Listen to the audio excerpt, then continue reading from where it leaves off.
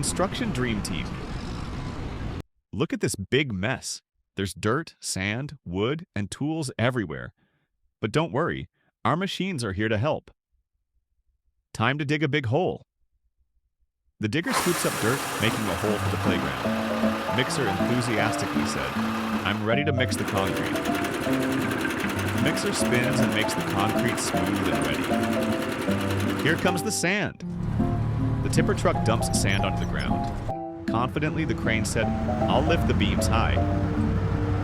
The crane lifts heavy beams into place. "I'll push the soil out of the way." The bulldozer clears the land for the playground.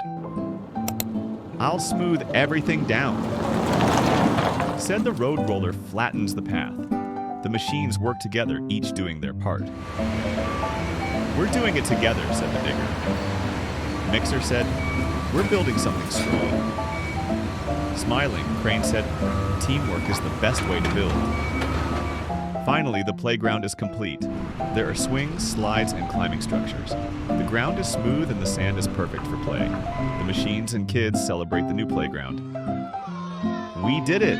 We built a fun playground. The kids play and the machines smile, proud of their hard work.